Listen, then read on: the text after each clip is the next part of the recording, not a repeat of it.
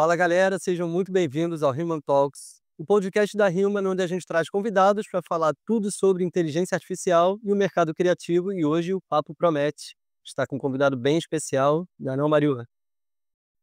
Então. Fala galera, Mario aqui. E o convidado de hoje é bem especial mesmo. Além de ser um dos professores do nosso curso, AI Image Creator, esse cara decidiu se especializar em criação com IA desde 2022. Desde as primeiras versões do Midjourney e hoje já é um expert no assunto. Ao longo desse tempo, ele já atendeu grandes marcas como Vivo, Avon, Banco XP e teve com a gente diversas campanhas para o Eubank, Claro, Trident e várias outras. Seja muito bem-vindo, Everton Lisboa. Opa, brigadão aí, uma introdução dessa aí, nem eu sabia que tinha tudo isso daí. Então, pô, é um prazer imenso estar conversando aqui com vocês. Primeiro papo que a gente trocou ali, chamei despretensiosamente lá pelo Instagram, aparecia o patrocinado de vocês ali, nossa, que legal, tipo, já tem pessoas então no Brasil fazendo umas campanhas bem legal, interessante. Aí falei: "Vamos bater um papo só", e, meu, desde então a gente foi trocando essa conversa, deu pra conhecer vocês melhor, toda a estrutura, tudo que vocês preparavam, magnífico. E e é isso, muito bom. Massa, cara. Para a gente começar, seria legal você contar um pouquinho para a gente, para quem está ouvindo, um pouco do seu background e como que a IA entrou na tua vida e quando que foram os primeiros contatos com as ferramentas. Então, eu sempre gostei mais do lado criativo, então lá pra 2012, por aí, gostava de participar de fóruns de jogos, anime, coisas assim. Então a gente tinha como você colocar o comentário, e todo comentário tinha uma assinatura. Então nesses fóruns tinha como você colocar umas imagens fixas em todos os comentários que você fazia. E eu queria umas imagens específicas, assim, tinha como você pedir para algumas pessoas que fazia por hobby, e eu queria sempre estar trocando. Aí eu pensei: "Putz, em vez de ficar pedindo sempre para as pessoas, eu vou aprender como usar Photoshop e começar a fazer minhas próprias imagens". Então, lá para 2011, 2012, comecei a mexer com Photoshop para fazer essas imagenzinhas, e eu falei: "Nossa, que interessante, né, a gente tem uma ideia na cabeça, a gente consegue aqui manipular e ter o resultado. Nossa, isso é muito legal". Mas eu era, ali, adolescente ainda, eu não entendia que dava para trabalhar com isso, nem com design, nem nada. Hum. Então, ficando só uns 2 anos ali como hobby, fazendo essas imagens sem pretensão nenhuma, eu vi uma anúncio de uma gráfica. Aí eu pensei: "Ah, legal, se eu sei mexer com Photoshop, talvez eu consiga fazer algum trabalho aqui e ali com gráfica". Eu entrei em contato, não deu certo, mas isso abriu meus olhos, falei: "Putz, dá para eu utilizar desse meu conhecimento, que alguém vai ver valor nela". Então, pessoas fazendo cartão de visita, flyer, e então tinha essa demanda, e eu pensei: Tem um mercado que dá para explorar criativamente utilizando dessas ferramentas que eu sabia". E comecei a pegar alguns trabalhos freelance, tipo, para conhecidos da família mesmo, só para entendendo melhor, então fazia cartão de visita, coisa bem básica mesmo. Aí com isso fui tendo algumas peças, apresentei essas peças pra outra gráfica aqui da cidade, aí como já tinha um portfóliozinho, embora simples também, mandei lá, eles acharam legal, comecei a trabalhar na gráfica, foi bem importante também para começar a entender como que é o processo, não só de criação, mas finalizar a arte e tudo mais. Só que, mesmo estando lá curtindo o processo, tudo mais, eu tinha que ficar bastante responsável também por fazer essa finalização de arquivo. Ali eu tinha acabado de fazer 18 anos daí, ainda não tinha feito nada muito legal, assim, criando, porque gráfica acaba sendo aquela coisa, né, um cartão de visita rápido aqui e ali, não tem como você explorar muita criatividade, então eu sentia que não estava realmente me desenvolvendo muito ali. Por isso que eu decidi fazer as coisas por fora mesmo, por hobby. Então eu continuei ali, aprendendo a fazer manipulação no Photoshop, retoque de fotografias, design, identidade visual. Isso tudo acontecendo num período ali, uns 3 anos, depois de eu ter saído da gráfica desse tempo. Só que eu ainda não estava aplicando também esses conhecimentos profissionalmente. Eu estava me desenvolvendo muito ali, só que não aplicando de fato em lugares, porque eu fui trabalhar em outro lugar também que já não era mais na área criativa, embora eu tinha aquela paixão ali, aquele fogo aceso ainda para criar coisas, pensei: "Não, tem que realmente voltar para a área de criação, tudo mais".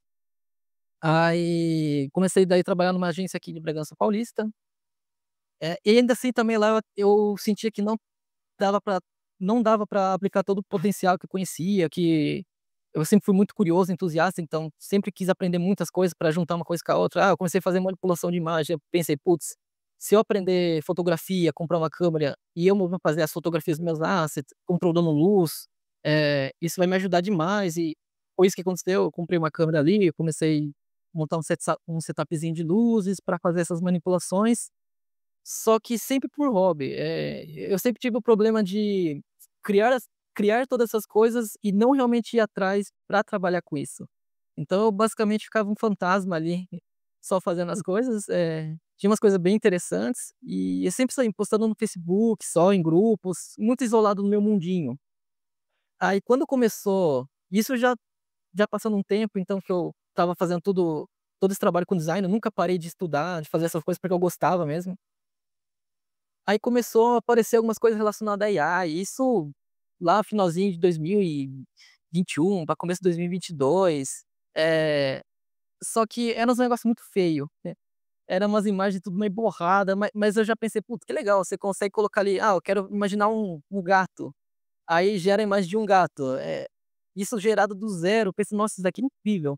Só que, novamente, era muito zoado, muito borrado, e tanto que um dos primeiros modelos lá do Dale tinha uma comparação de imagem de um gato mesmo. Se você procurar pra comparar, é fácil de achar esse gato.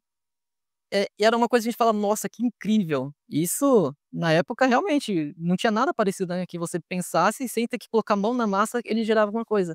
Então aquilo me atraiu demais, porque como eu já gostava muito da área de visual, criar, e sempre buscar coisas novas, isso daí me chamou muita atenção. Eh, Aí eu comecei nas primeiras versões do Midjourney, então, eh, gostava de explorar bastante as ideias. Só que quem utilizou as versões lá antigas sabe que ele fazia umas coisas muito abstrata. Então se você pedir uma coisa muito específica, um violão, um fogo, ele tinha, é como se parecia um sonho. A gente sabe que a gente identifica o objeto, a gente sabe o que que é, mas é tudo meio borrado, parece que a gente tá identificando, ao mesmo tempo não tá. Isso tinha uma estética muito única dele, então eu gostava de utilizar para justamente explorar ideias, e tudo mais. Naquela época ainda não via, pelo pensamento de: "Nossa, isso daqui vai se tornar algo que dá para se profissionalizar e trabalhar com isso". Mas eu já gostava muito de explorar a ferramenta por gosto mesmo. Aí conforme a ferramenta foi o próprio Midjourney foi evoluindo ali para suas próximas versões, ele já começou a criar um pouco mais de corpo. Então, o violão com fogo já parecia mais um violão com fogo e menos um sonho abstrato. Aí que eu comecei a perceber: "Putz, se de uma versão para outra melhorou isso, dessa outra para isso melhorou ainda mais, se for continuar desse jeito, de uma forma exponencial, vai ser incrível, porque a evolução parece muito rápida". Aí eu já comecei a me atentar já: "Putz, é melhor eu realmente não só focar aqui só para criar algumas coisas que eu acho legal, e tentar me especializar para entender a fundo". Então, o que eu gostava de fazer só de criação, eu comecei a ler toda a documentação, entender cada comando. Tinha muita coisa escondida ali que as pessoas não usavam, porque estava nos mínimos detalhes. Hoje quem utiliza o Midjourney é tudo lá pela versão web, você consegue configurar por slider, tudo facilmente.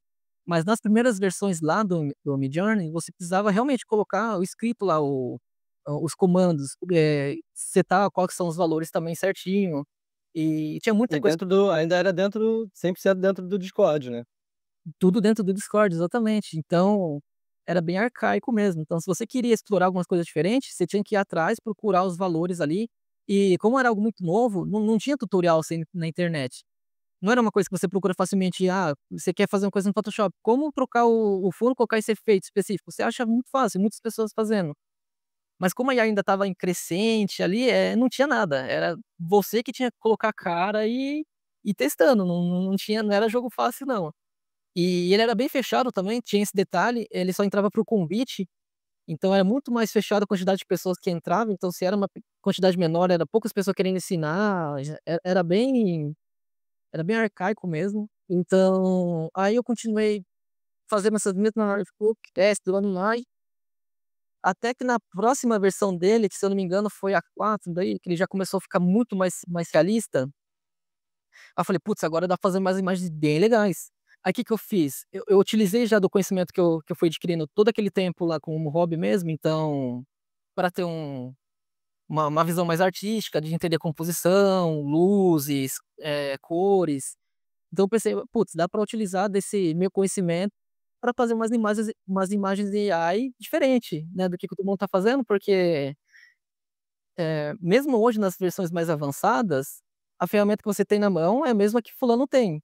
O que diferencia não é nem só o prompt, porque ali é tudo numa base aleatória, né, vai gerando várias imagens, porque aí é muito mais a seleção da imagem, é você identificar o que torna aquela imagem legal ou não, e isso é algo que depende sim você ter um certo background ali para entender sobre os conceitos. Então, desde daquelas versões ali da 4 já tinha essa coisa.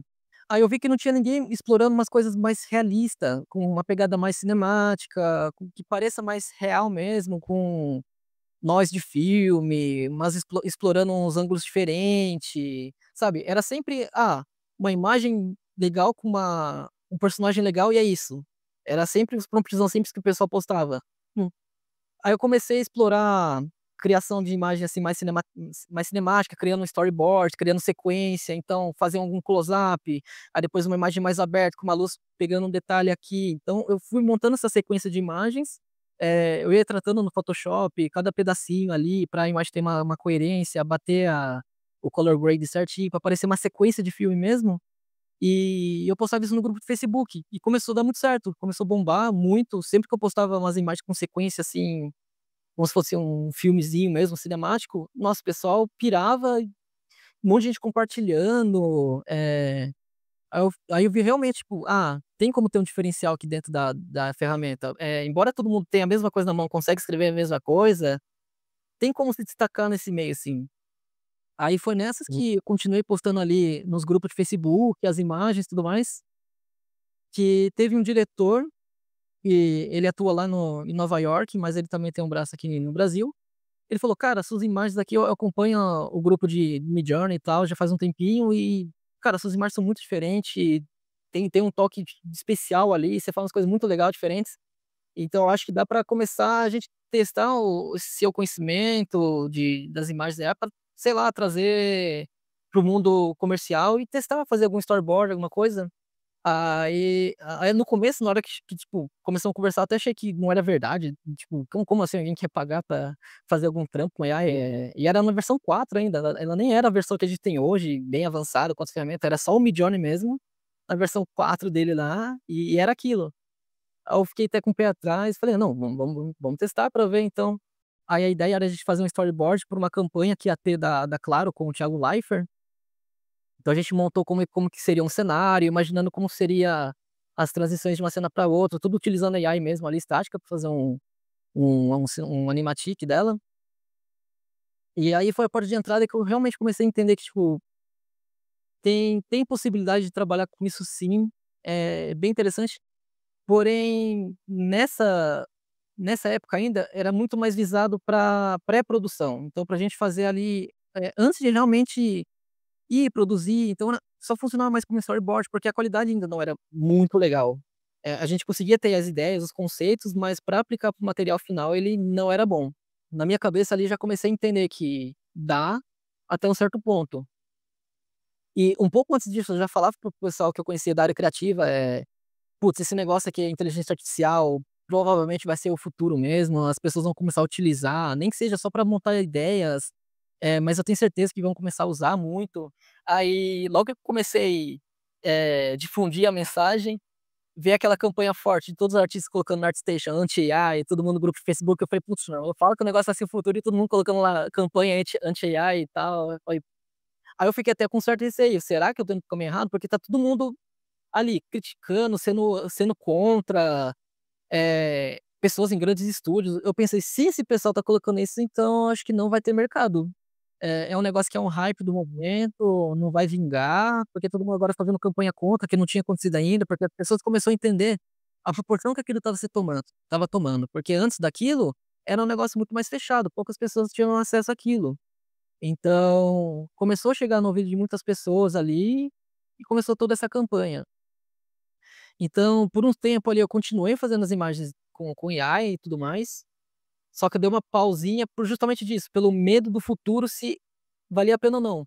E nisso eu já estava fazendo alguns projetos de branding, pelo meu estúdio de branding ali, eu pensei: vou ter que largar um pouco a AI e voltar aqui pro estúdio de branding e tal".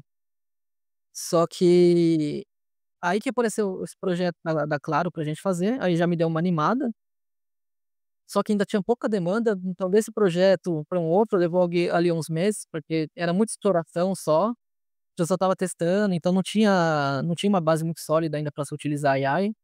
Então foi basicamente assim que vim da parte criativa ali explorando muitas coisas para começar a fazer alguns trabalhos com AI. Legal essa jornada, cara. E legal porque você, de um de uma brincadeira, vamos dizer assim, de um treino, você acabou se expondo lá no Facebook, e e aí desencadeou nisso tudo.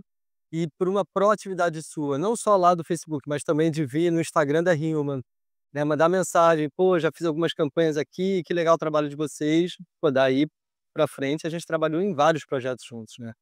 Então, bem legal, cara. Eu acho que muito desse mérito dessa conquista é do você indo atrás também, né, cara. Você foi cavando isso tudo. Eu queria puxar, cara, nesse início, 2 polêmicas, tá, porque não é clickbait o título do podcast. Então eu queria saber, afinal, qual que é a melhor ferramenta de IA. E esses dias apareceu para mim um post patrocinado no Instagram dizendo que o Midjourney morreu. É isso mesmo?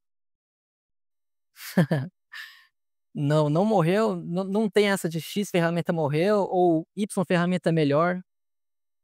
Quando a gente trabalha com AI, o importante é você saber utilizar o melhor dela para cada determinada função que você vai precisar para uma imagem. Então, se eu for fazer um trabalho que ele tem muito retrato, eu preciso uma luz específica, a gente tem que saber quais são os pontos fortes e fracos de cada AI naquele momento. Eu falo naquele momento porque a gente sabe que a AI atualiza rapidamente, menos de um mês ela já pode atualizar, e nesse meio tempo uma se torna melhor que a outra para determinada função. Então, é importante a gente conhecer nos detalhes cada uma delas para a gente explorar elas juntas. Porque dificilmente um trabalho que a gente faz aqui profissionalmente, a gente utiliza só uma ferramenta e ela é que entrega tudo. O que acontece muito provavelmente até vai continuar sendo, a gente gera a primeira imagem ali, a gente tem a base dela. Aí a gente joga essa imagem base que gerou, por exemplo, lá no Recraft, joga ela lá no Midjourney para utilizar o editor dela, que ela consegue pegar a estrutura e mudar. A gente sente que no Midjourney aqui do nosso lado, cara, a gente já tentou fazer, por exemplo, o filme que o Mário fez há pouco tempo, né, precisava fazer imagens cinemáticas, precisava fazer umas coisas meio utópicas, e assim, e o Midjourney entrega super, né, esse tipo de resultado. A gente tentou Visual Electric, tentou no Recraft, e de fato o Midjourney tem muita coisa boa ali ainda, né. E aí é o que você falou, a gente vai entendendo isso, né, o que cada AI tem de qualidade. Você quer uma imagem mais próxima de um banco de imagem, uma luz de estúdio, cara, Visual Electric vai te entregar isso muito mais rápido do que Midjourney. Exato. E é legal que dá para combinar também, imagina, o Visual Electric ele consegue fazer umas composições ali bem legais. Mas imagina que você quer um estilo específico com uma luz um pouco mais controlada. Um esquema legal a gente gera a base lá, joga no Midjourney, treinamos lá, tem o mood board, né, que a gente consegue fazer uma seleção de várias imagens, você define um estilo pré-determinado, você consegue colocar muitas configurações, que inclusive é um dos pontos que é muito bom no Midjourney, a gente tem muita abertura para configurar do nosso jeito, então é importante a gente explorar ao máximo o que ela tem a oferecer. E então a gente pega, por exemplo, essa imagem de estrutura, joga no Midjourney para alterar a luz aqui, alguma coisa ali, aí você pega esse resultado, joga de volta lá no Visual Electric, ou você joga no Recraft ou no Flux. É saber pegar o resultado de uma, onde que vai jogar na outra, para assim a gente consegue ir definindo como que a gente quer essa imagem final. É muito improvável que a gente, em uma ferramenta só, a gente consiga a imagem final que a gente gostaria. Então por isso que jamais eu descartaria o Midjourney do workflow ali, teve muitas campanhas que foi importante ter ele no nosso processo ali, então não existe isso de tirar alguma ferramenta ou alguma superior à outra, depende muito do que você quer mesmo para aquela determinada campanha. É interessante que quando a gente começou a fazer esses workflows, um pouco de pega aqui, joga lá e tal, mudou muito o meu pensamento, assim, porque no começo era isso, né, fazia em uma, aí passava no upscale e meio que tá ali, né. Depois que a gente começou a imaginar que no meio desse processo dá pra gente passar por 4, 5 IAs, mudar no Photoshop, voltar pra cá e pra lá, mudou muito meu pensamento, assim, na hora de criar, né, porque abriu muito mais as possibilidades, né, eu posso levar para o Photoshop, botar um elemento ali que eu quero, depois volto para o Recraft, recria essa parada, vai para Midjourney, edita. Então, esse leque de possibilidades, assim, abriu muito. E, pô, eu também aqui posso dizer que uso muito o Midjourney até hoje. Para mim, é uma das IAs que a gente tem mais controle na hora de criar, né? A gente consegue controlar exatamente o ângulo da cena, a luz da cena. E, pô, tem várias coisas que só saem ali. E uma coisa que eu queria puxar aqui é que, assim, as pessoas, elas acham que as imagens saem prontas, né, ou elas acham que tá errando no prompt, quando bota uma coisa ali e aperta o botão. A gente sabe que não é um botão mágico, a gente sabe que não é do nada que vai sair uma imagem profissional, uma imagem que a gente vai comercializar. Queria que você comentasse um pouquinho disso, assim, dessa sua experiência no último ano, atendendo essas grandes marcas. Como que saem as imagens, sabe? Demora mesmo para sair? Você tem que gerar bastante? Sim, tem imagem ali que demora tanto tempo que se você falar pra pessoa: "Nossa, uma imagem aqui levou 8 horas pra fazer". A pessoa pensa: "Ué, mas como assim ficou digitando por 8 horas, um monte de prompt até sair uma coisa boa?". Na verdade não, às vezes a gente consegue chegar numa imagem base já ali em pouco tempo, mas às vezes a exigência do cliente vai ser uma luz determinada de um jeito, um ângulo, se vai ter uma distorção de são muitas variáveis que pode se exigir numa imagem que pra gente ir construindo ela aos poucos, nunca vai ser: "Ah, se ele quer que tenha uma distorção de lente com essa luz, a gente só coloca no prompt e vai gerar que ele já vai vir". Não, não é fácil assim, não é tão simples. Então por isso que eu falo muito da ideia de a gente pensar primeiro na estrutura de uma imagem, aí como a gente consegue ter o control net, né, que a gente pega a estrutura de uma imagem, que é basicamente o que o editor lá do Midjourney faz, porém tem outras ferramentas que faz essa aplicação também, que é justamente por isso que demora, porque se a gente chega numa estrutura que ela funcione, mas o editor do Midjourney não tá funcionando legal para entregar a luz que a gente quer, a gente vai testar então no Flux. A gente vai testando ali várias configurações no Flux também. Putz, não entregou. Ah, então vamos fazer esse esquema ali lá no Magnifique, que ele também tem o Control Net.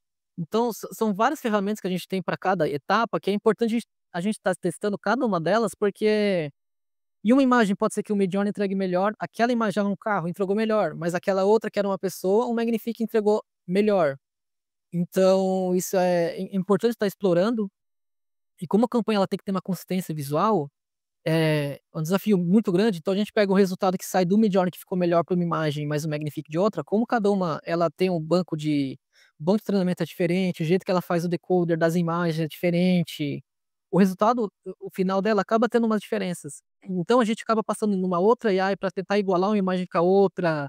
Então são vários processos ali minuciosos para realmente o final da imagem ela tá correspondente com o que precisa. E não só apenas isso para chegar na imagem, muitas vezes, principalmente se for uma campanha impressa, a imagem precisa ter muita resolução, 8.000, 10.000, 14.000 pixels de resolução, então é bastante coisa. E a gente sabe que nas IAs, a maioria delas não entrega ali acima de 2.000, poucas entregam ali em 2048, por aí. Geralmente é sempre 1024, né, nos múltiplos de 8 ali, que geralmente são a base de treinamento das IAs, e senão o poder de processamento dela seria muito grande, para já fazer o pensamento de cálculo para gerar imagem já num tamanho muito grande. Então é sempre entrega com pouca resolução, aí você pensa: "Putz, como que eu vou fazer essa imagem chegar em 12.000?". A gente sabe que tem algumas AIs de upscale, né, o próprio Magnifique, que é bastante conhecido, ele é muito bom.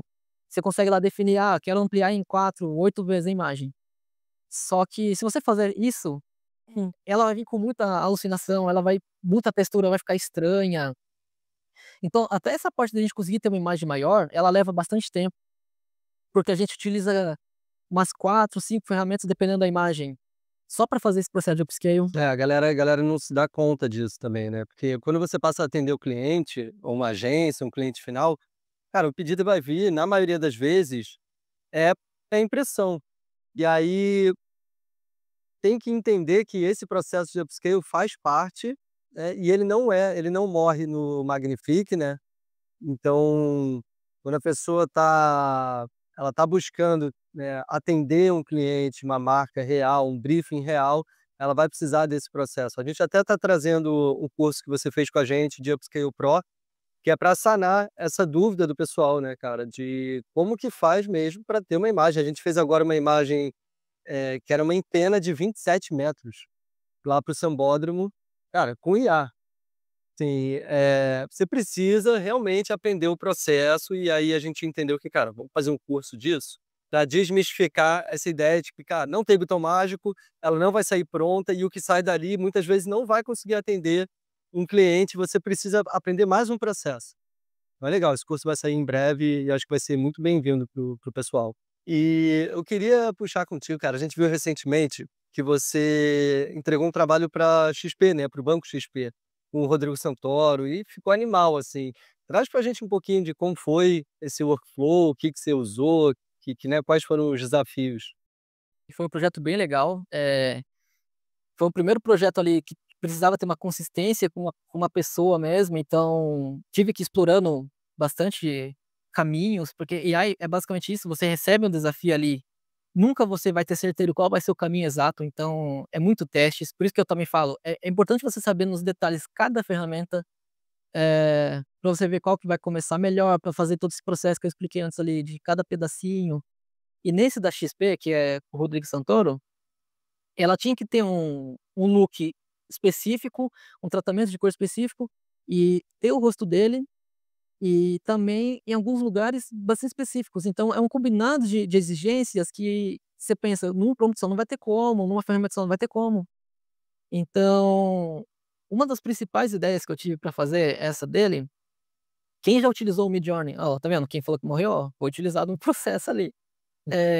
Pra quem utilizou já ele, tem aquele comando cref, que é pra você puxar um personagem, você sobe a imagem, ele vai tentar reproduzir aquela personagem ou aquela pessoa na imagem. Só que ele não consegue entregar com muita precisão, novamente, parece aquela coisa de um sonho, uma pessoa parecida, um parente próximo, mas não é a pessoa. Só que, como o Midjourney já conseguia entregar umas luzes bem legais, eu conseguia ter o controle por toda aquelas gama de opções que ele tem, eu pensei: "Eu acho que dá pra fazer uma coisa muito legal aqui". Eu gero a imagem utilizando o cref com as imagens do Rodrigo Santoro, ali no cenário que eu queria, que eu fui montando e tudo mais. Eu pego esse resultado, eu treino o modelo lá no Flux com as imagens do Rodrigo Santoro, porque lá pelo Flux ele consegue ter uma consistência melhor das pessoas.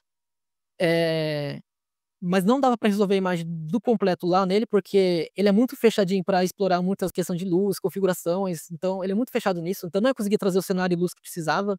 Por isso que o Midjourney foi importante ali. E então o que que eu fazia? Eu pegava o resultado da do Midjourney com o rostinho que parecia Rodrigo Santoro, eu separava o rosto dele da imagem, subia ele no image to image com a imagem treinada lá no Flux e rodava com 40% mais ou menos de interferência para ele não mudar completamente a imagem, mas só o suficiente para ele melhorar o rosto que já tinha. Então a gente pegava aquele rosto que parecia e o Flux com o modelo treinado ele dava aquele tapa final para parecer a pessoa mesmo. Então foi um esquema bem legal de utilizar 2 ferramentas com o mesmo propósito, que é replicar personagem, mas que uma não conseguiria resolver sem a outra. Então é muito interessante isso. Inclusive, ainda para fechar, depois eu passava no Ideogram para ficar tudo homogênea a imagem, porque embora o Flux colocava a textura mudava um pouco aqui e ali, então lá no Ideogram eu subia com uns 90% de interferência ali, para não mudar muito da imagem, para ela manter bastante da base dela, mas só para ela jogar uma texturinha, arrumar uma luz aqui e ali e ficava completamente parecendo que foi feita aquela imagem base mesmo. Como que você selecionava o rosto ali, só pra galera entender, dentro do Flux, como que você selecionava pra mudar só o rosto das imagens? Boa. Eu gosto de fazer esse processo lá pelo Photoshop, então eu separo um quadrado ali. Geralmente eu gosto de fazer esse processo com uma imagem já um pouco maior, porque eu faço um quadrado de 1024 por 1024, porque se você tiver uma imagem muito pequena, do rosto principalmente, você está dando muito pouco pixel para IA trabalhar. Então é muito fácil ela acabar alucinando, ela deixar uma textura ruim, ela não conseguir pegar os detalhes daquele rosto. Então geralmente eu vou no próprio Photoshop, faço um quadrado, seleciono aquela região, exporto com aquele quadradinho ali com a máscara do rosto dele. Aí depois eu pego aquele mesmo resultado, boto pro Photoshop e colo ali por cima pra ficar bem encaixadinho. Aí tem já o quadrado guia onde tem que colocar a imagem, né. Então eu faço a separação pelo Photoshop e jogo por lá depois pelas IAs. Legal demais. E falando em ferramenta, assim, seria legal a gente trazer um pouco do papo do uso do Confluent. Muita gente é muito defensor, assim, do Confluent, mas a gente entregou várias campanhas e acabou usando pouco, assim. O que que você tem para falar sobre o workflow lá? Tem alguma diferença? Tem alguma vantagem? Sim, o Confluent ele foi se tornando bastante popular, né, lá atrás, porque a gente tinha aqueles modelos de Stable Diffusion, que ele só rodava praticamente na máquina local. Então, um dos primeiros modelos ali que rodava esse Stable Diffusion era o Confluent, então muitas pessoas começaram a usar por lá. Aí conforme foi passando o tempo, foi tendo soluções online, não sendo open source, né, embora seja uma vantagem do ConfUI, mas já vou falar ali por que para mim não faz sentido utilizar aqui para as imagens que a gente trabalha profissionalmente. Foi se tornando muito popular por isso, só que hoje em dia a gente tem muitas opções de ferramenta fechada, que muitos pode torcer o nariz pensando: "Nossa, é um investimento muito alto, vou ter que gastar com muita ferramenta, o ConfUI eu consigo rodar na minha máquina, não vou precisar gastar". Só que tem muitos poréns ali. Os modelos fechados atualmente entregam uma qualidade melhor, então embora você tenha que fazer um investimento para você rodar não na sua máquina, você vai ter que gastar por créditos e tudo mais. E um dos principais pontos para mim que não funcionou, eu já tentei trazer aqui no workflow para fazer as imagens, mas não funcionou, é que ele é muito fácil quebrar. Então, a gente tem ali, a gente monta um workflow com muitos nodes ali. Se alguma coisa precisa de uma atualização, você precisa caçar onde está o problema, você vai ter que atualizar o Python, ou você vai ter que fazer uma integração uma coisa ali com a outra. E quando a gente está trabalhando num projeto ali, a gente não pode perder tempo só para arrumar esses probleminhas. A gente tem que pensar em fazer mais imagens para resolver aquele problema. Então, não ficar caçando bug dentro de um projeto. Então, por isso que eu já testei utilizar alguns workflows, tem algumas coisas bem legais, sim. Porém, nada do que você faz no ConfUI que não seja possível você fazer em outras ferramentas, de forma até melhor. E como essas ferramentas online, elas dependem de estar sempre funcionando para os seus usuários usarem, dificilmente ela vai ficar fora do ar, vai quebrar e você não vai precisar resolver, porque já é um sistema na nuvem rodando perfeitamente. Com suporte, né, qualquer dúvida você consegue falar com o time, né, da É, ferramenta. exato. É engraçado que a galera se impressiona, né, com aquela tela cheio de coisa, cheio de node, fala: "Não, IA avançada é isso aqui", né, e pô, vieram várias IAs aí que são até mais avançadas, que entregam resultados até melhores e que são super simples de mexer, né. É, no final das contas o cliente vai querer a imagem pronta, bonita, do jeito que funciona, né, ele pouco se importa com o tamanho do workflow que você fez ali, então tipo, é um papo muito de entusiasta você mostrar aquele monte de nodes conectado com o outro, mas se não vai funcionar ali para você realmente fazer uma imagem que ele consiga ser rodado para uma campanha ali, não diz muita coisa. Então, já testei várias vezes aqui utilizar, sempre tinha alguma coisa para arrumar aqui e ali. Então, eu achei bem inviável de usar aqui de forma profissional no meio do nosso workflow mesmo. É um processo mais doloroso, né, enfim, bem específico e é para quem curte muito, assim, esse tipo de workflow, que realmente não é nada prático, né, esses nós todos e, de certa forma, até assusta, né, a forma que é feito. A gente queria aproveitar esse papo para trazer um pouco de dica técnica, né, pra galera. Então eu separei 2 temas aqui, que é o que muita gente pergunta pra gente no Instagram de verdade, ali no inbox. O como fazer consistência de personagem, você trouxe já do Rodrigo Santoro que você usou no Flux, tem algum outro lugar que você indica que é legal para ter um personagem consistente? Então, eu tinha utilizado na época o FluxDev, então, inclusive é um modelo que dá para rodar localmente também, ou por nuvem. Só que não muito tempo aqui atrás, sei lá, papo de um mês, mais ou menos, a Black Forest Labs, né, que criou o Flux, ela lançou o modelo Pro dela, que permite você também fazer um treinamento de um modelo e reproduzir aquela pessoa. O processo é quase igual ao do Dev, mas ele entrega com muito mais qualidade. Então, se você for numa ferramenta tipo Fall.ai ou Replicate, porque esse modelo ele só roda na nuvem, não tem como rodar localmente, então você precisa utilizar essas ferramentas. Você consegue treinar seu modelo de rosto por lá. Então você procura o modelo Pro 1.1, você treina o modelo, ele dá um código para você e você usa o Pro também com o código para gerar essas imagens. Então lá é possível fazer isso de consistência de personagem, estilo, produto, mas principalmente produto e pessoa. No Crea ele tem como, mas ele faz de uma maneira bem ruim. Embora o Crea ele utilize o Flux como base ali do treinamento da imagem, provavelmente eles fizeram uma versão adaptada, só que não ficou muito boa. Então a gente tem o Flux lá dentro dele, é até importante saber isso, porque lá vai estar falando Flux, beleza, é o Flux, mas não é o Flux que a gente utilizaria se fosse o dev localmente ou rodando na nuvem, e muito menos o modelo Pro. Então, o modelo Flux que a gente tem lá no Crea, ele não é o modelo que a gente conhece e que consegue reproduzir muito bem. Então, ele não faz um resultado muito legal. O FreePic, ele tem também integrado ali o Flux, ele já consegue fazer uma consistência melhor do que o Crea, por exemplo. Então, a gente tem essa opção por lá.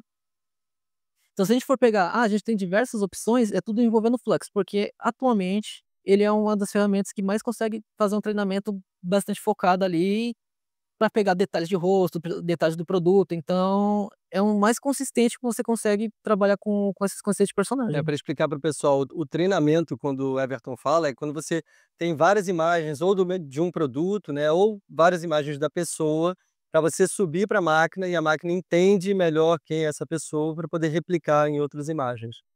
Então o Flux a gente consegue treinar. No Midjourney, por exemplo, não tem opção de treinamento, o Visa Electric também não, no Recraft ainda não tem, né, mas, enfim, a gente usa bastante o Flux para isso.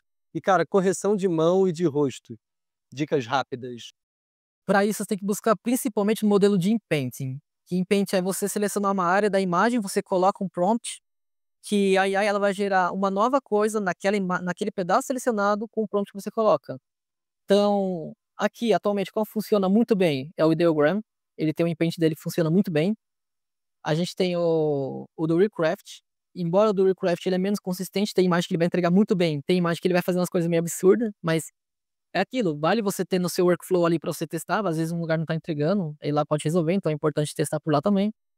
Pelo Midjourney a gente tem o editor, que a gente consegue selecionar uma imagem e colocar alguma coisa também.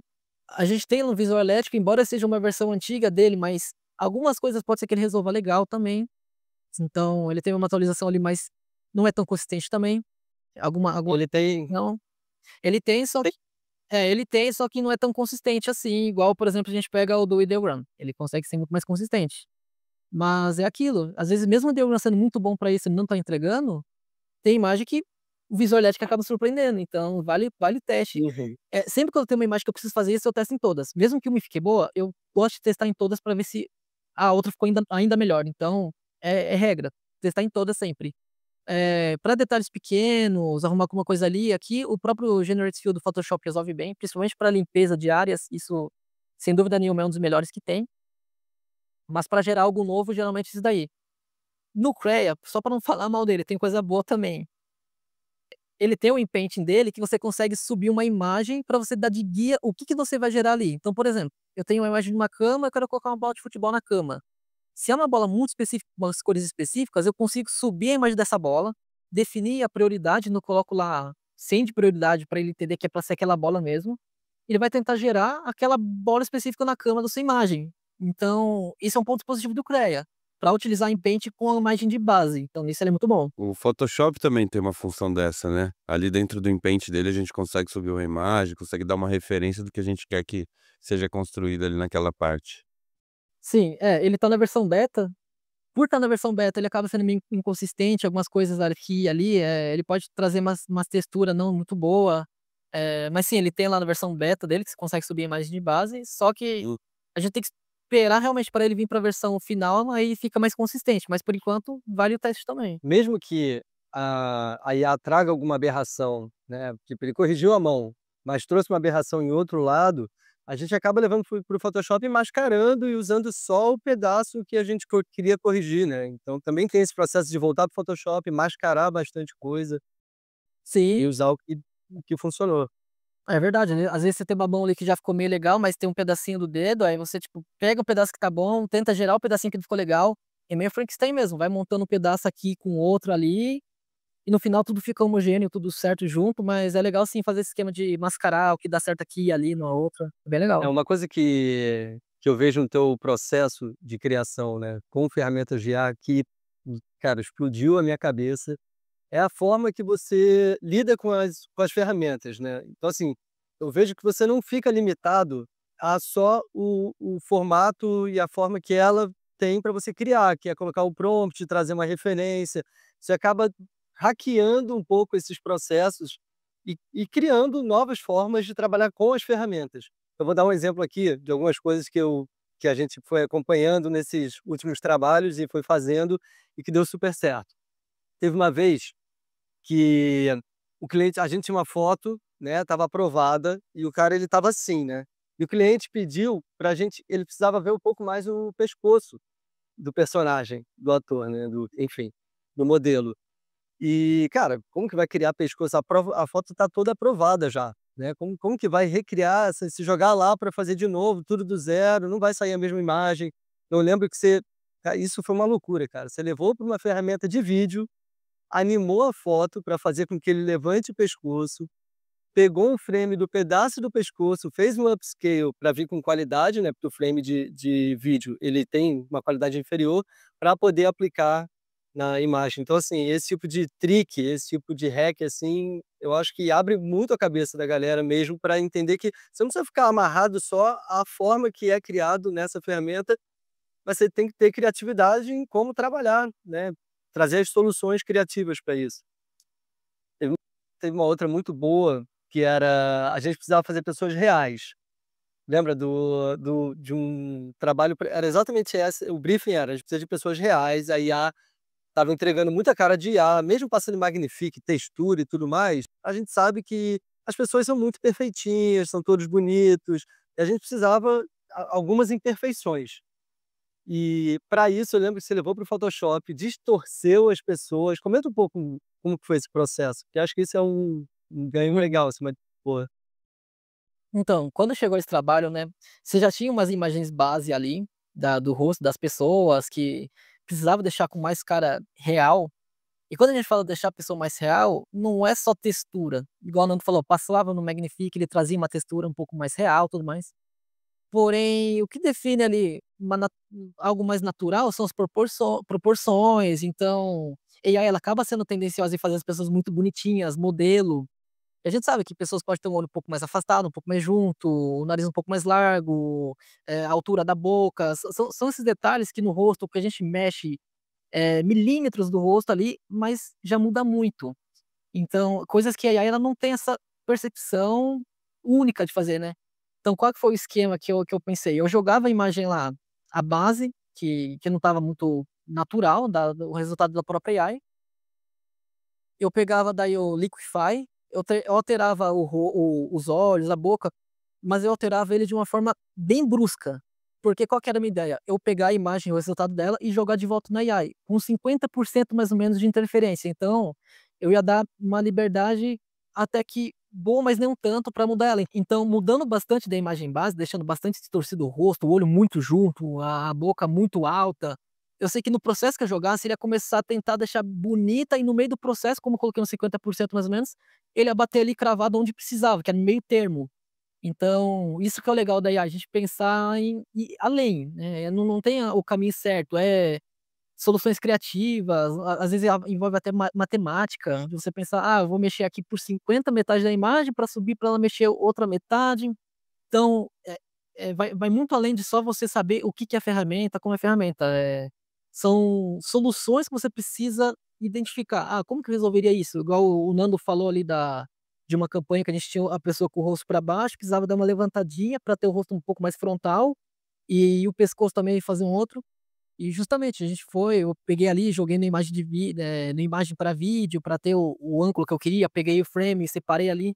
Então são coisas que você não vai necessariamente ir lá: "Ah, como arrumar isso daqui?", você coloca lá no YouTube ou qualquer outro lugar muito específico, você não acha.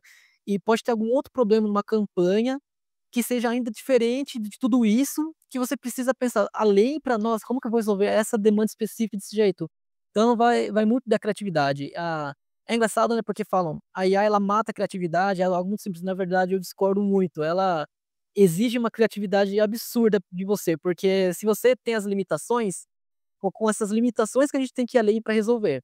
E igual mesmo puxando aqui uma coisa lá dos videogames, né, a gente tinha as limitações técnicas da época, as pessoas tinham que ser criativa para resolver um problema, então a gente pega lá Silent Hill na época do Play 1, eram feito as névoas, não apenas para trazer um monte de terror, ela era para renderizar um campo menor da distância da onde está sendo visto o personagem, porque o videogame era muito fraco e não conseguia processar muito da cidade, muito da sua vista na frente. Então a névoa ela era um artifício para esconder, os renders que estavam um pouco mais à frente.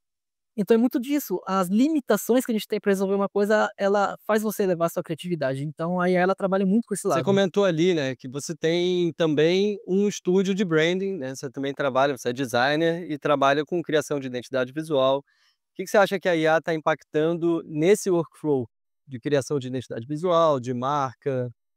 Cara, é muito positivo o uso da AI para fazer marca, muito positivo mesmo. O último projeto que eu entreguei aqui, eu defini qual que seria a linguagem fotográfica de uma campanha ali, que seria para a própria marca. Eu utilizei muito o Recraft para definir essa linha fotográfica para a marca. Então eu peguei algumas referências, eu editava essa referência para colocar o tratamento que eu queria, mudava um pouco a luz, mudava o fundo, para ter diversas imagens ali para treinar um modelo. Então eu fui mexendo manualmente em cada uma delas, porque na hora que eu treinasse ela daquele jeito, todas as outras que ela gerasse, ela teria aquela mesma linguagem. E essa consistência para a marca foi essencial, porque precisava da pessoa numa idade específica, com fundo específico, e por ter tudo isso treinado, era gerar a base, mudar algumas coisas ali, já estava muito bem definido. E e não só apenas falando de AI generativa de imagens, ela foi muito essencial também para fazer a parte estratégica do branding da marca. Porque, eu tinha ali os resultados, eu tinha um briefing, eu tinha tudo anotado das reuniões, que a própria IA ia fazendo as anotações automáticas, depois eu fazia uma filtragem, eu analisava, eu fazia o cruzamento de dados do que já foi respondido antes com as reuniões. Então eu tinha um material ali muito completinho, os PDFs com as anotações de tudo, para saber o máximo de detalhes daquela marca, tudo que foi feito de estratégia. Então, atrelado a isso, com esse documento da própria marca, eu peguei alguns relatórios do estatista que fazia sentido para o mercado daquela marca, e juntei tudo isso ali num lugar só, e eu subia para a AI para ela ter todas essas informações relacionadas a tudo sobre o cliente, sobre o mercado, sobre as tendências. Então tudo que eu ia montar ali, eu usava ele como um assistente que conhecia tudo daquele mercado, daquela pessoa, daquela marca. Então, até para essa parte estratégica foi muito essencial o uso da AI. E as 2 atreladas, tanto a parte estratégica quanto a visual, é bem poderoso mesmo utilizar a AI para esse fim. Falando agora um pouquinho de futuro dessas ferramentas, para onde você acha que elas vão? Você acha que elas vão para o lado de mais agregadores, assim como o Flower AI, o Replicate, ou você acha que vão surgir várias ferramentas singulares? Eu acredito muito que o futuro da AI vai ser menos texto ali para definir um prompt e muito mais texto em linguagem natural. Como assim linguagem natural? Se a gente for pegar ontem uma atualização que teve lá no Google Studio, que eles estão testando ainda algumas coisas para implementar no Gemini, você consegue subir uma imagem e você direciona exatamente o que você quer naquela imagem. Então ontem eu passei o dia inteiro explorando essa ferramenta que eles atualizaram ontem e tem muito potencial. Então, por exemplo, eu subi uma imagem lá de uma campanha que eu fiz, que tinha uma cama e tinha que, por exemplo, trocar, o lençol da cama. Eu não precisei fazer uma seleção, definir, eu apenas coloquei ela pra ele: "Troca o lençol da cama por um lençol amarelo". Ele literalmente fez a seleção sozinho, já fez a troca, já tudo, e tudo bem muito bem integrado. Aí teve uma outra imagem que era um retrato da pessoa de frente, eu coloquei: "Tá, agora faça esse retrato visto de um ângulo diferente, mas mantendo as luzes, as proporções e tal". Ele realmente, ele pegou o retrato que estava de frente, colocou num ângulo um pouco mais diferente e você vê, é a mesma pessoa praticamente ali, a mesma luz.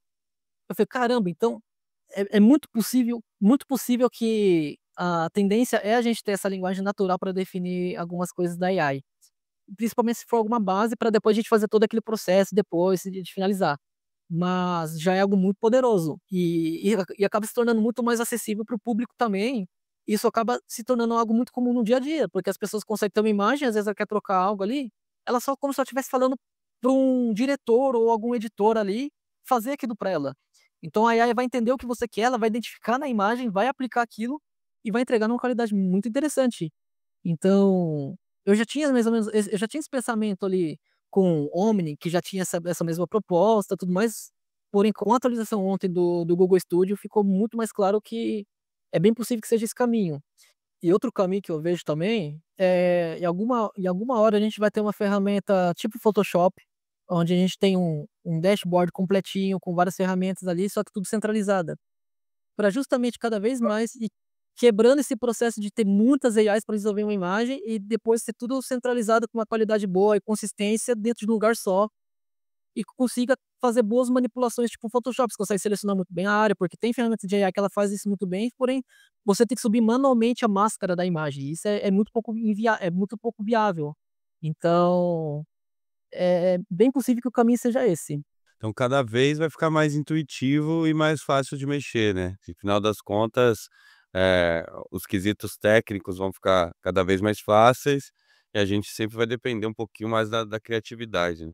Exatamente. Até porque no final das contas, a ferramenta de AI ela é uma ferramenta, não é algo que vai substituir a pessoa ali, ela precisa ter alguém direcionando ela, e isso deixa a gente focar muito mais na criatividade que a gente precisa do que só pensar em vou ter que resolver daqui pra cá, daqui pra lá, igual a gente faz atualmente o que é necessário, mas a tendência é tudo centralizado num lugar só que já consiga fazer muitas das coisas, e também muito mais fácil para o público usar. E o áudio, né, cara, eu acho que o áudio vai vir com muita força, assim como o GPT, a gente hoje integrou essa coisa de, pô, ao invés de escrever, vou conversar com ele aqui. Eu acho que vai rolar muito dessa conversa também na geração de imagem, né. Você só aí: "Não, cara, na verdade, vamos fazer uma outra coisa. Ou agora muda o ângulo, quero mais de cima". Você não precisar colocar low angle, high angle, né, então acho que a linguagem natural através do áudio, ela vai ser bem-vinda também nesse processo. É cada vez mais fácil você dirigir, como se estivesse dirigindo alguém mesmo. E estamos chegando nos finalmente.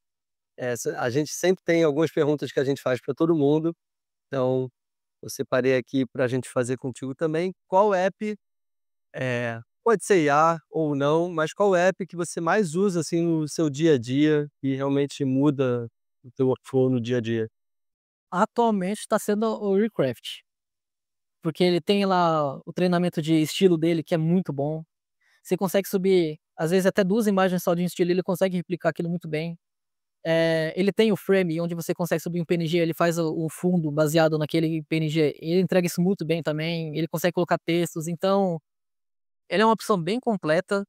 Então, e se fosse pensar de tirar, assim, eu sentiria uma dorzinha de tirar do workflow, assim, então, eu sou mais dependente dele do que qualquer outro ali. Legal. E a gente tem usado também aquela coisa, né, tá no nome dele, né, Recraft. Você sobe uma imagem, às vezes você pode fazer no Photoshop uma montagem, né, você sobe lá e manda ele fazer um recraft, e ele vai deixar aquilo lá, né, vai colar tudo, vai deixar tudo mais natural, enfim.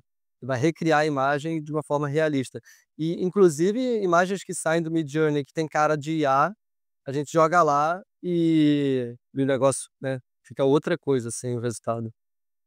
E o que que a IA não entrega hoje, o que que você acha que ela nunca vai entregar? Cara, pergunta boa, hein. E não, nunca vai entregar?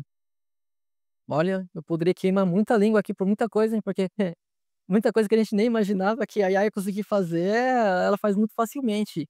Eh, por exemplo, se você for pegar lá, uma campanha que eu fiz lá pra Vivo da Olimpíadas, a gente precisava resolver a imagem, resolver o filme que tivesse movimento, mas a gente não tinha AI de vídeo, era só imagem estática. E na época era só Midjourney e Stable Diffusion, não tinha nenhuma outra ferramenta, era bem limitado. Então a gente teve que usar artifícios ali de fazer interpolação de um resultado com a outra, um esquema bem legal, que eu pensei: "Nossa, seria muito bom se tivesse como a gente subir essa imagem e entregar um vídeo já, nossa, que perfeito, muito mais prático". Eh, e eu pensei: "Nossa, eu acho que para vídeo vai levar um baita tempo". E passado o quê? 1 ano e pouco pra quase 2, a gente tem hoje, inclusive a atualização que teve recentemente do Veo 2 do Google, você consegue utilizar uma imagem de base, e é surreal a entrega dele, já tá quase difícil de identificar o que é AI ou não mesmo em vídeo. Então, se for pensar por esse caminho, o que a IA não vai conseguir fazer, é bem difícil. Ela cada vez mais ela surpreende a gente de uma forma que a gente nem faz ideia, então, antes, tipo, isso se a gente nem for ver só tudo que tá disponível já pra gente usar. Porque se você for começar a fuçar os papers que tem de estudo científico e tudo mais, é surpreendente. Tem muita coisa ali que ainda não saiu para público, que tá tudo em testes, que você pensa: "Não, isso aqui é fake, alguém subiu um paper falso e não é possível", embora não seja possível, mas você fica incrédulo: "Não, não é possível que isso aqui seja algo que está sendo feito de verdade". Então, é um baita pensamento e por esse caminho, o que que a IA não vai conseguir fazer? É uma pergunta difícil, todo mundo fica nesse processo, porque é isso, a gente ainda se surpreende, né. Todo dia sai uma coisa nova que deixa a gente, né. E você tem alguma dica, cara, de conteúdo que você tem visto recentemente, pode ser podcast, um livro, enfim, algum Ué, canal no YouTube? você é um cara muito atualizado, né, a gente vê que, pô, você traz as coisas aqui, mostra pra gente, coisa que saiu ontem, coisa que saiu, eh, você já tá usando, né. Então onde que você se atualiza, assim? Fala pra galera aí. Então, o legal da AI é que nesse meio o pessoal que é bem envolvido é bem, se forma uma comunidade bem sólida ali, porque um acaba ajudando o outro, sempre explorando. Então, um lugar que eu gosto de acessar bastante aí é o Reddit. Embora é uma rede social que não é tão usada assim, pelo pessoal, principalmente pelo público brasileiro, mas tem o subreddit lá de Stable Diffusion, que o pessoal sempre atualiza coisas que eles estão explorando, e como o pessoal gosta de pegar, principalmente modelo código aberto e tá mexendo em algumas coisas ali e aqui, a gente acaba ficando muito atualizado, porque qualquer coisa que sobe novo, o pessoal já quer pegar pra mexer, já explorar. Então, acaba tendo esse senso de comunidade muito legal lá dentro, que um quer realmente ajudar o outro pra entender uma coisa ali, outra coisa, mexendo até mesmo em código aberto para entender a questão mais a fundo. Então, tem outros subreddits lá também, do próprio Midjourney lá dentro, que embora ele seja focado no Midjourney, tem um pessoal que traz algumas outras coisas de ferramenta lá dentro, e sempre são os pessoal mais entusiasta.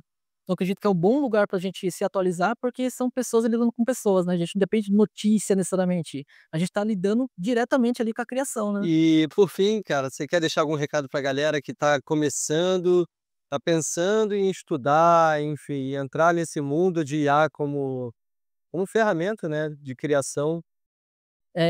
A mensagem principal é não perca tempo, porque lá atrás, 2022 por aí, quando eu já falava para alguns amigos, "Começa a estudar isso aqui que vai te ajudar muito, vai ser o futuro, tudo mais", ninguém ouviu, e agora a gente tá aqui 2025 já com muita coisa acontecendo, muitos estão indo correr contra o tempo. Então, nesse meio tempo, muita ferramenta atualizou, então é muita coisa para pegar de uma vez, acaba, tipo, gerando aquela ansiedade de muita coisa, ainda assim continua atualizando.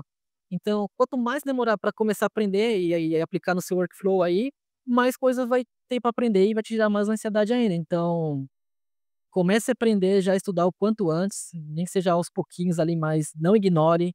Você pode ser contra a IA, porque ela rouba coisa de artista, tudo mais, que é uma afirmação falsa também, porque não é literalmente desse jeito que ela funciona.